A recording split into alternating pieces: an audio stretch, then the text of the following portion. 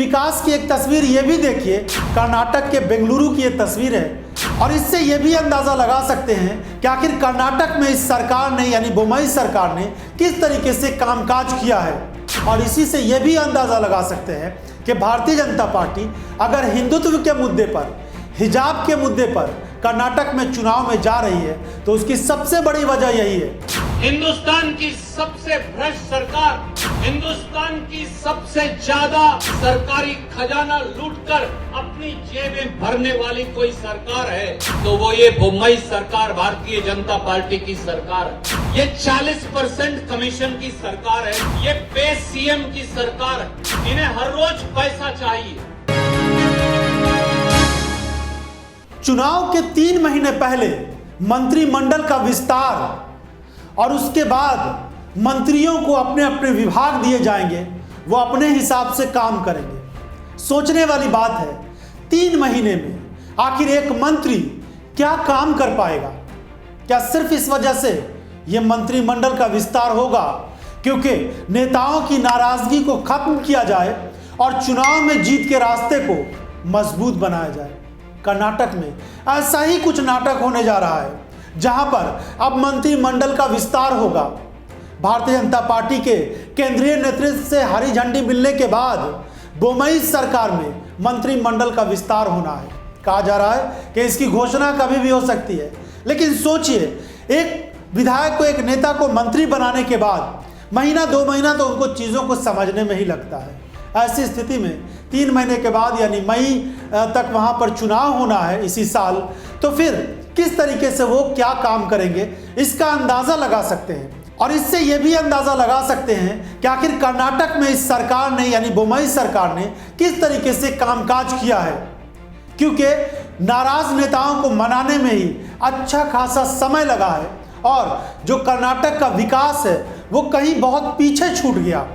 भले ही भाजपा सरकार लाख दावे करती है कि वो वादों को पूरा करती है, लेकिन कर्नाटक में कितने वादे पूरे हुए हैं इन सब की सच्चाई आने वाले दिनों में पता चल पाएगी, क्योंकि विपक्ष के नेता पूरा खाका तैयार कर रहे हैं। लेकिन इन सब के बीच विकास की एक तस्वीर ये भी देखिए, कर्नाटक के बेंगलुरु की ये तस्वीर है जहां पर सड़कों में इस तरह के गड्ढे हैं और कहा जा रहा है ये बेंगलुरु शहर देश के बड़े प्रतिष्ठित शहरों में से एक है और यहाँ पर जो हालात रहते हैं आमतौर पर वो शहर जगमग करता है, सड़कें बहुत खूबसूरत और अच्छी होती है, लेकिन इन दिनों इन सड़कों की हालत ऐसी है और इसी से पूरे कर्नाटक के विकास का अंदाज़ा लगा सकते हैं। और इसी से ये भी अंदाज़ा लगा सकते हैं कि भारतीय जनता पार्टी अगर हिंदुत्व के मुद्दे पर, हिजाब के मुद्दे पर कर्नाटक में चुनाव में जा रही है तो उसकी सबसे बड़ी वजह यही है कि इस तरह के हालात में अगर विकास के मुद्दे पर चुनाव लड़ेगी बीजेपी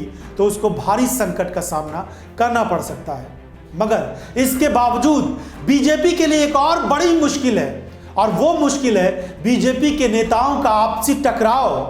बीएस येदियुरप्पा अपने बेटे को मंत्री बनाए जाने के लिए बहुत दिनों से कोशिशों में लगे हैं। वैसे बीएस येदियुरप्पा को ही मुख्यमंत्री से हटाकर बसवराज बोम्मई को सीएम बनाया गया कर्नाटक का।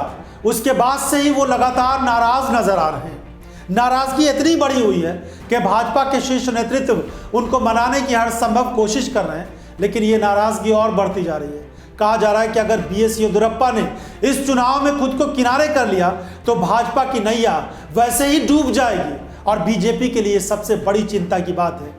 कहा जा रहा है कि शिमोगा जो बीएस येदियुरप्पा का अपना क्षेत्र है, उस वहां पर एक हवाई अड्डे का उद्घाटन करेंगे प्रधानमंत्री नरेंद्र मोदी फरवरी के महीने में और उससे शायद BY विजेंद्र जो बेटे हैं उनके बीएस येदियुरप्पा के, उनकी शायद थोड़ी नाराज़गी कम हो जाए और बीएस येदियुरप्पा की नाराज़गी कम हो जाए, क्योंकि लिंगायत समुदाय से लेकर और ग्रामीण इलाकों में बीएस येदियुरप्पा की जो पकड़ है उससे भाजपा कहीं से भी उनको कमज़ोर होता हुआ नहीं देखना चाहती है पार्टी में, क्योंकि लिंगायत समुदाय से लेकर ग्रामीण इलाकों में जो बीएस येदियुरप्पा की पकड़ है उसको लेकर बीजेपी के लिए चिंता बढ़ जाएगी अगर बीएस येदियुरप्पा किसी तरीके से पार्टी से नाराज नजर आते हैं। KS ईश्वरप्पा हो या फिर रमेश जरकीहोली हो, इनको भी मंत्री नहीं बनाया गया, जिसकी वजह से वो नाराज चल रहे हैं। कहा जा रहा है कि इनको मंत्री बना दिया जाएगा, शायद अब मंत्रिमंडल का अगर विस्तार होता है तो इसमें इनको मंत्री बनाया जाएगा तो इनकी नाराजगी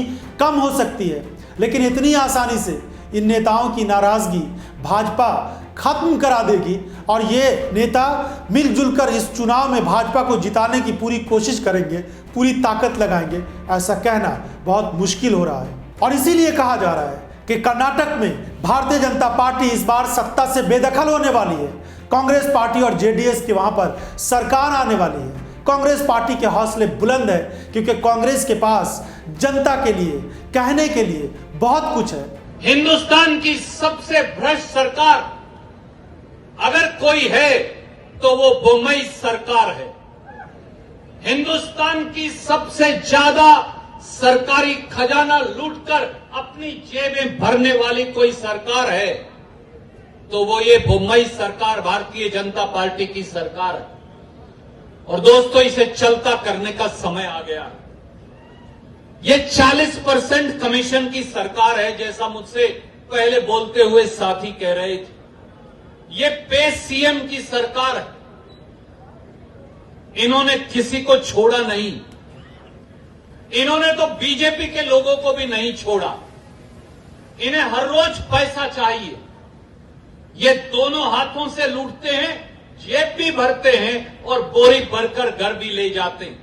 कांग्रेस ने जो कुछ दिनों सरकार चलाई वो बहुत सारे विकास के कर्नाटक में काम हुए, लेकिन बीजेपी की इस सरकार ने कर्नाटक के लोगों को सिर्फ सपने दिखाए हैं और विकास से बहुत दूर हो गया कर्नाटक। अब भले ही प्रधानमंत्री बार बार कर्नाटक का दौरा करेंगे, भारतीय जनता पार्टी के राष्ट्रीय अध्यक्ष दौरा करेंगे और बीजेपी के और मंत्री दौरा करके बताएंगे कि कर्नाटक के विकास के लिए वो करोड़ों की सौगात दे रहे हैं, लेकिन सच्चाई ये है कि कर्नाटक के लोग भाजपा की इस राजनीति से नाराज नजर आ रहे हैं। उनको हिंदू मुसलमान की राजनीति ने बहुत नुकसान पहुंचाया है। बहुत सारी ऐसी बड़ी कंपनियां थी कर्नाटक में जो दूसरे राज्य में चली गई क्योंकि वहां पर माहौल अच्छा उनको नजर नहीं आया। कर्नाटक के लोगों के लिए ये बड़ी परेशानी का सबब है। तो अब देखते हैं कि भारतीय जनता पार्टी बीजेपी के नाराज नेताओं को कैसे मनाती है और कांग्रेस पार्टी चुनाव में किस तरीके से अपने आप को और मजबूत करती है। इस पूरे एपिसोड को देखने के लिए आपका बहुत बहुत धन्यवाद। चैनल को सब्सक्राइब नहीं किया तो सब्सक्राइब कर लीजिए। इस वीडियो को लाइक और शेयर जरूर करिए।